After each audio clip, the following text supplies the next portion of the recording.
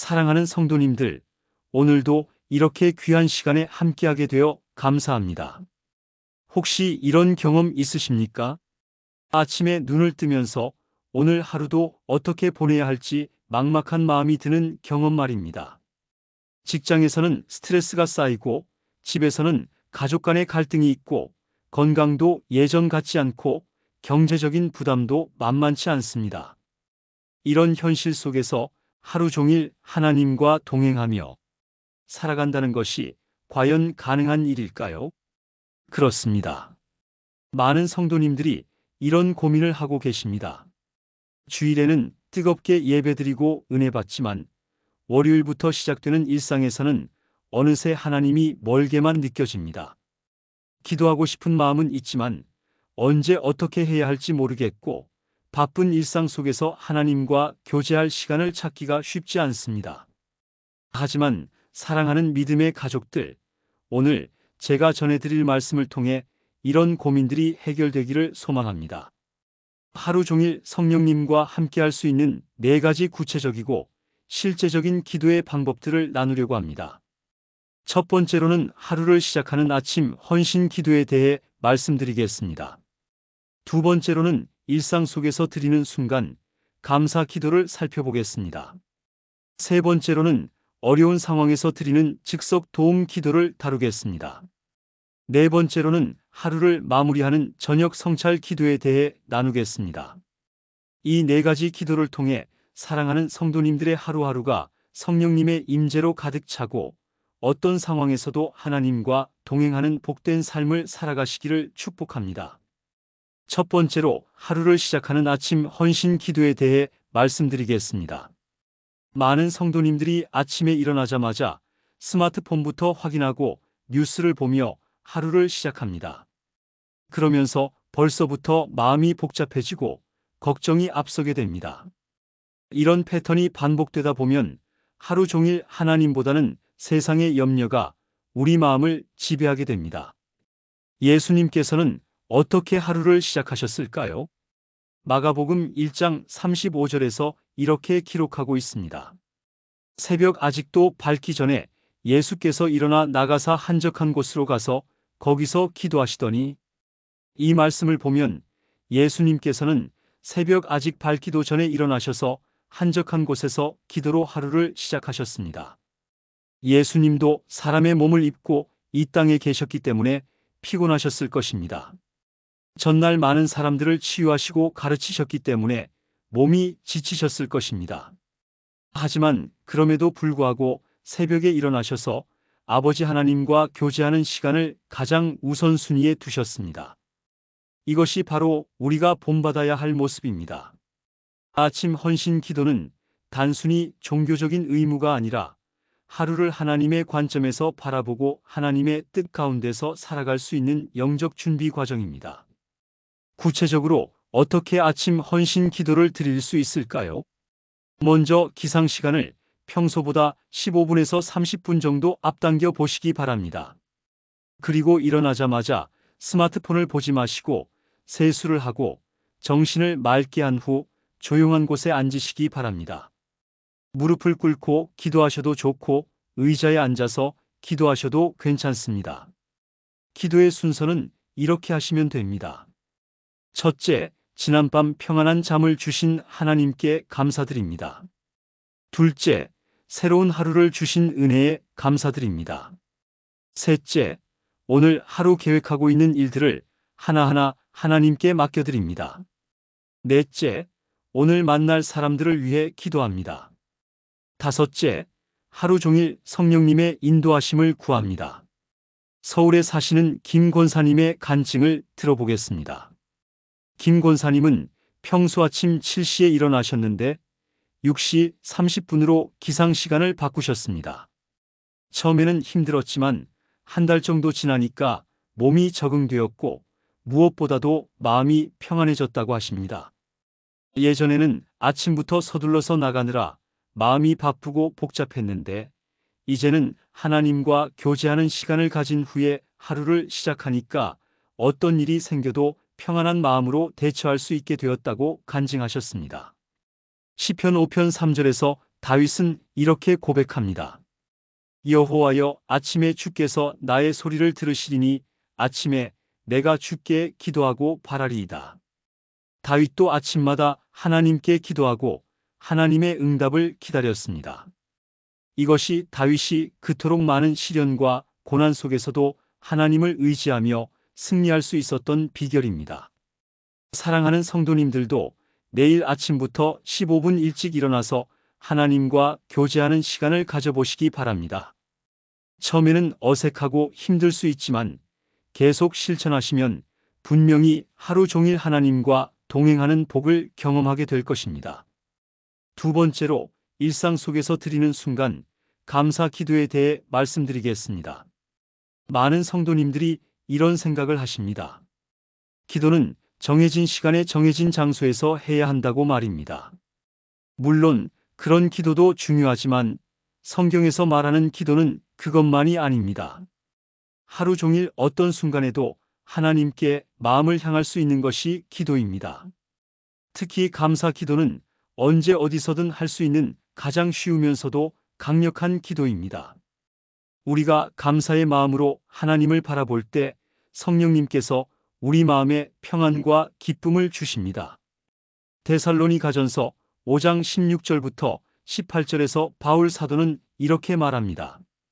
항상 기뻐하라, 쉬지 말고 기도하라, 범사에 감사하라. 이것이 그리스도 예수 안에서 너희를 향하신 하나님의 뜻이니라. 여기서 주목할 부분은 쉬지 말고 기도하라는 표현입니다. 이것은 24시간 내내 무릎 꿇고 기도하라는 뜻이 아닙니다. 일상의 모든 순간에 하나님과 교제하며 살아가라는 의미입니다. 그리고 범사에 감사하라고 했습니다. 모든 일에서 감사할 거리를 찾으라는 것입니다. 이것이 바로 순간 감사 기도의 핵심입니다. 구체적인 예를 들어보겠습니다. 아침에 집에서 나올 때 하나님, 오늘도 건강한 몸으로 나갈 수 있게 해주셔서 감사합니다라고 기도할 수 있습니다. 지하철이나 버스를 기다릴 때 하나님, 편리한 교통수단을 주셔서 감사합니다라고 감사드릴 수 있습니다. 직장에서 동료와 대화할 때 하나님, 좋은 동료들과 함께 일할 수 있게 해주셔서 감사합니다라고 마음으로 기도할 수 있습니다. 점심을 먹을 때 하나님, 오늘도 맛있는 음식을 주셔서 감사합니다라고 감사드릴 수 있습니다. 이런 작은 감사 기도들이 쌓이다 보면 우리의 하루 전체가 감사로 가득 차게 됩니다. 그리고 감사하는 마음이 생기면 자연스럽게 불평과 원망이 사라지게 됩니다. 부산에 사시는 박 집사님의 경험을 나누어 드리겠습니다.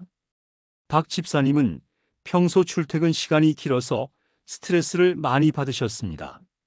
지하철이 지연되거나 사람이 많으면 짜증이 나고 하루 종일 기분이 안 좋았습니다. 그런데 순간 감사 기도를 실천하기 시작하면서 달라졌습니다. 지하철에서 자리에 앉게 되면 하나님, 앉을 자리를 주셔서 감사합니다라고 기도하고, 지하철이 지연되면 하나님, 잠시 쉴 시간을 주셔서 감사합니다라고 관점을 바꾸어 기도하기 시작했습니다. 그랬더니 똑같은 상황이지만 마음이 평안해지고 스트레스가 많이 줄어들었다고 간증하셨습니다. 시편 100편 4절에서 시편 기자는 이렇게 노래합니다. 감사함으로 그의 문에 들어가며 찬송함으로 그의 궁정에 들어가서 그에게 감사하며 그의 이름을 송축할지어다. 감사는 하나님의 임재 가운데로 들어가는 문과 같습니다. 우리가 어떤 상황에서든 감사의 마음을 품을 때 그 자리가 하나님의 궁정이 됩니다. 빌립보서 4장 6절과 7절에서도 바울 사도는 이렇게 말합니다. 아무것도 염려하지 말고 다만 모든 일에 기도와 간구로 너희 구할 것을 감사함으로 하나님께 아뢰라. 그리하면 모든 지각에 뛰어난 하나님의 평강이 그리스도 예수 안에서 너희 마음과 생각을 지키시리라. 염려 대신 감사함으로 기도할 때 하나님의 평강이 우리 마음을 지켜주십니다. 사랑하는 성도님들, 오늘부터 작은 것 하나라도 감사의 제목을 찾아서 순간순간 하나님께 감사드리시기 바랍니다. 그러면 하루 종일 하나님의 사랑과 은혜를 체험하며 살아가게 될 것입니다. 세 번째로 어려운 상황에서 드리는 즉석 도움 기도에 대해 말씀드리겠습니다. 살다 보면 예상치 못한 어려운 상황들을 만나게 됩니다. 갑자기 몸이 아프거나 중요한 회의에서 실수를 하거나 가족 간의 갈등이 생기거나 경제적인 어려움이 닥치거나 하는 일들 말입니다. 이런 때 많은 분들이 당황하고 걱정하며 어떻게 해야 할지 모르겠다고 하십니다. 하지만 이런 순간이야말로 하나님께 즉석으로 도움을 구할 수 있는 소중한 기회입니다.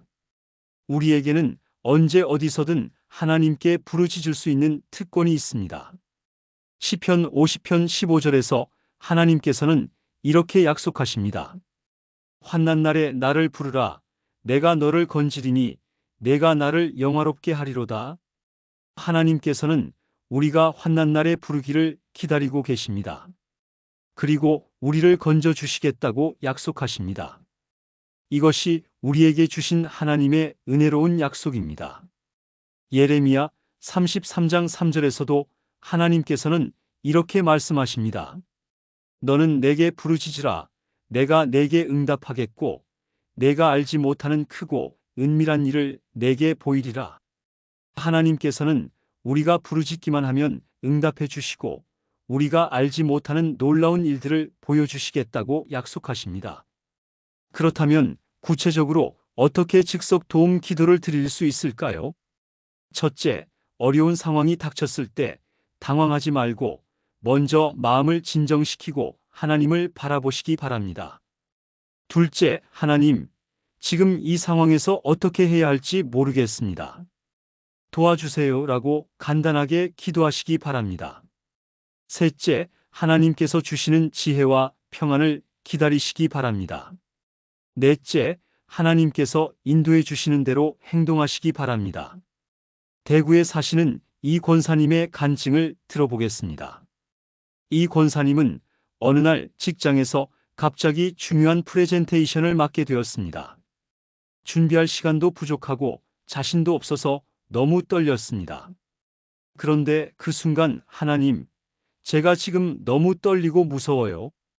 지혜를 주시고 용기를 주세요 라고 간절히 기도했습니다. 그랬더니 마음이 평안해지고 차분하게 준비할 수 있었습니다. 결과적으로 프레젠테이션이 성공적으로 끝났고 상사로부터 칭찬을 받게 되었습니다. 이 권사님은 그 순간의 기도가 없었다면 불가능했을 일이라고 간증하셨습니다. 느헤미야도 이런 즉석 기도의 사람이었습니다. 느헤미야 2장 4절과 5절을 보면 아닥사스다 왕이 느헤미야에게 갑자기 내가 무엇을 원하느냐고 물었을 때 느헤미야는 하늘의 하나님께 기도하고라고 기록되어 있습니다. 이것은 그 자리에서 즉석으로 하나님께 기도했다는 의미입니다. 그리고 나서 왕에게 대답했고 결국 예루살렘 성벽을 재건할 수 있는 허락을 받게 되었습니다. 다니엘도 마찬가지였습니다. 다니엘 2장에서 느부갓네살 왕이 꿈의 해석을 요구했을 때 다니엘은 하나님께 기도했고 하나님께서 꿈과 해석을 알려주셨습니다. 이런 것들이 바로 즉석 도움 기도의 능력입니다. 야고보서 5장 16절에서는 이렇게 말합니다. 의인의 간구는 역사하는 힘이 크니라. 하나님의 자녀인 우리의 기도에는 놀라운 능력이 있습니다. 특히 어려운 상황에서 드리는 간절한 기도는 하나님의 마음을 움직입니다. 마태복음 7장 7절에서 예수님께서도 이렇게 말씀하십니다. 구하라 그리하면 너희에게 주실 것이요 찾으라 그리하면 찾아낼 것이요 문을 두드리라 그리하면 너희에게 열릴 것이니 구하고 찾고 두드리라고 하셨습니다. 이것은 적극적이고 간절한 기도를 의미합니다.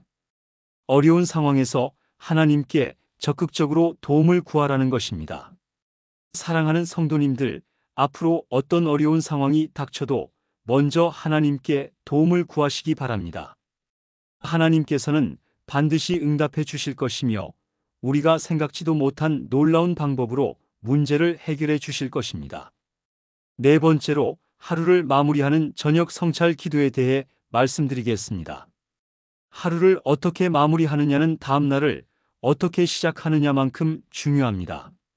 많은 분들이 저녁에 피곤해서 잠자리에 눕자마자 잠들거나 스마트폰을 보다가 잠들기도 합니다. 하지만 하루를 하나님께 돌아보며 마무리하는 것은 영적으로 매우 중요한 일입니다. 시편 4편 4절에서 다윗은 이렇게 말합니다. 너희는 떨며 범죄하지 말지어다. 침상에서 마음속으로 말하고 잠잠할지어다. 침상에서 마음속으로 말한다는 것은 잠들기 전에 조용히 묵상하고 기도하는 시간을 갖는다는 의미입니다. 또한 시편 63편 6절에서는 이렇게 고백합니다. 내가 나의 침상에서 주를 기억하며 새벽녘에 주의 말씀을 묵상할 때에 하리이다. 다윗은 잠자리에서도 하나님을 기억하고 묵상했습니다. 이것이 다윗이 하나님의 마음에 합한 자가 될 수 있었던 이유 중 하나입니다. 저녁 성찰 기도에는 어떤 내용들이 포함되어야 할까요? 첫째, 하루 동안 주신 은혜들을 되돌아보며 감사드리는 시간을 가져야 합니다. 아침에 건강하게 일어난 것부터 시작해서 하루 종일 경험한 크고 작은 은혜들을 하나하나 떠올리며 감사드리는 것입니다. 둘째, 하루 동안 잘못한 일들이 있다면 하나님께 회개하는 시간을 가져야 합니다. 다른 사람에게 상처를 준 말이나 행동이 있었다면 용서를 구하고 하나님의 뜻에 어긋나는 생각이나 행동이 있었다면 깨끗하게 회개해야 합니다. 셋째, 내일을 위한 기도를 드려야 합니다. 내일 해야 할 일들을 하나님께 맡기고 내일도 하나님의 인도하심을 따라 살아갈 수 있도록 기도해야 합니다. 넷째, 가족과 주변 사람들을 위한 기도를 드려야 합니다. 오늘 만난 사람들과 가족들의 평안과 건강을 위해 기도하고 아직 구원받지 못한 가족들과 친구들을 위해 기도해야 합니다. 광주에 사시는 최 장로님의 간증을 들어보겠습니다. 최 장로님은 30년 동안 저녁 성찰 기도를 실천해 오셨습니다.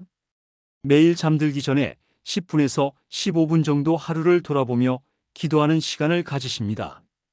처음에는 습관을 만들기 어려웠지만 지금은 이 시간 없이는 잠들기 어려울 정도로 소중한 시간이 되었다고 하십니다. 특히 하루 동안 받은 은혜들을 되돌아보며 감사드리는 시간을 통해 하나님의 사랑을 더욱 깊이 체험하게 되었고 어떤 어려운 일이 있어도 평안한 마음으로 잠들 수 있게 되었다고 간증하셨습니다. 에베소서 4장 26절에서 바울 사도는 이렇게 말합니다. 분을 내어도 죄를 짓지 말며 해가 지도록 분을 품지 말고 해가 지기 전에 마음의 문제들을 정리하라는 말씀입니다. 저녁 성찰 기도는 바로 이런 마음의 정리를 하는 소중한 시간입니다. 또한 빌립보서 4장 8절에서는 이렇게 권면합니다. 종국적으로 형제들아 무엇에든지 참된 것과 경건한 것과 옳은 것과 정결한 것과 사랑할 만한 것과 칭찬할 만한 것과 무슨 덕이 있든지 무슨 기림이 있든지 이것들을 생각하라. 저녁 시간에 좋은 것들을 생각하고 묵상하는 것이 우리의 마음을 평안하게 해줍니다. 잠언 3장 24절에서도 이렇게 약속합니다. 내가 누울 때 두려워하지 아니하겠고 내가 누운즉 내 잠이 달리로다. 하나님과 올바른 관계를 유지하며 하루를 마무리하는 사람은 평안한 잠을 잘 수 있습니다. 사랑하는 성도님들, 오늘 밤부터 잠자리에 누우시기 전에 10분이라도 하나님과 조용히 교제하는 시간을 가져보시기 바랍니다. 하루 동안 받은 은혜에 감사드리고 잘못한 일이 있다면 회개하고 내일을 위해 기도하시기 바랍니다. 그러면 평안한 마음으로 잠들 수 있고 다음 날 아침에도 더욱 상쾌하게 일어날 수 있을 것입니다. 사랑하는 믿음의 가족들, 지금까지 하루 종일 성령님과 함께할 수 있는 4가지 기도에 대해 함께 나누었습니다. 첫 번째로는 하루를 시작하는 아침 헌신 기도를 통해 하나님과 교제하며 하루를 준비하는 것입니다. 새벽에 일어나 조용한 곳에서 하나님께 오늘 하루를 맡기고 성령님의 인도하심을 구하는 기도를 드리시기 바랍니다. 두 번째로는 일상 속에서 드리는 순간 감사 기도를 통해 매 순간 하나님의 은혜를 인정하고 감사하는 것입니다. 작은 일에서부터 감사의 제목을 찾아 하나님께 감사드릴 때 우리의 마음이 기쁨과 평안으로 가득 차게 될 것입니다. 세 번째로는 어려운 상황에서 드리는 즉석 도움 기도를 통해 어떤 상황에서도 하나님께 의지하는 것입니다. 예상치 못한 어려움이 닥칠 때 당황하지 말고 즉시 하나님께 도움을 구하시면 하나님께서 놀라운 방법으로 해결해 주실 것입니다. 네 번째로는 하루를 마무리하는 저녁 성찰 기도를 통해 하루를 되돌아보며 하나님께 감사하고 회개하며 내일을 준비하는 것입니다. 잠들기 전 조용한 시간에 하나님과 교제하며 평안한 마음으로 하루를 마무리하시기 바랍니다. 이 네 가지 기도를 통해 사랑하는 성도님들의 하루하루가 하나님의 임재로 가득 차고 성령님의 인도하심 가운데 살아가는 복된 삶이 되시기를 간절히 소망합니다. 고린도전서 10장 31절에서 바울 사도는 이렇게 말합니다. 그런즉 너희가 먹든지 마시든지 무엇을 하든지 다 하나님의 영광을 위하여 하라. 우리의 모든 일상이 하나님께 영광이 되는 삶을 살아가시기 바랍니다. 기도는 특별한 시간에만 하는 것이 아니라 일상의 모든 순간에 할 수 있는 하나님과의 대화입니다. 데살로니가전서 5장 17절에 쉬지 말고 기도하라는 말씀처럼 호흡하듯이 자연스럽게 하나님과 교제하며 살아가시기 바랍니다. 이 영상이 사랑하는 성도님들에게 도움이 되었다면 좋아요 버튼을 눌러주시고 댓글로 여러분의 기도 간증이나 은혜 받은 부분을 나누어 주시기 바랍니다. 그리고 주변에 신앙생활에 어려움을 겪고 계신 분들이 있다면 이 영상을 공유해 주시기 바랍니다. 또한 구독과 알림 설정을 해두시면 새로운 은혜의 말씀들을 더 빨리 받아보실 수 있습니다. 로마서 8장 26절에서 바울 사도는 이렇게 말합니다. 이와 같이 성령도 우리의 연약함을 도우시나니 우리는 마땅히 기도할 바를 알지 못하나 오직 성령이 말할 수 없는 탄식으로 우리를 위하여 친히 간구하시느니라. 때로는 어떻게 기도해야 할지 모를 때가 있습니다. 그럴 때도 성령님께서 우리를 위해 친히 간구해 주십니다. 우리는 그저 마음을 열고 하나님께 나아가기만 하면 됩니다. 히브리서 4장 16절에서도 이렇게 권면합니다. 그러므로 우리는 긍휼하심을 받고 때를 따라 돕는 은혜를 얻기 위하여 은혜의 보좌 앞에 담대히 나아갈 것이니라. 우리에게는 언제든지 하나님의 은혜의 보좌 앞에 담대히 나아갈 수 있는 특권이 있습니다. 이 특권을 잘 활용하여 하루 종일 하나님과 동행하는 삶을 살아가시기 바랍니다. 마지막으로 민수기 6장 24절부터 26절의 아론의 축복으로 말씀을 마치겠습니다. 여호와는 내게 복을 주시고 너를 지키시기를 원하며 여호와는 그의 얼굴을 내게 비추사 은혜 베푸시기를 원하며 여호와는 그의 얼굴을 내게로 향하여 드사 평강 주시기를 원하노라. 사랑하는 성도님들에게 하나님의 복과 보호하심이 함께 하시기를 축복합니다.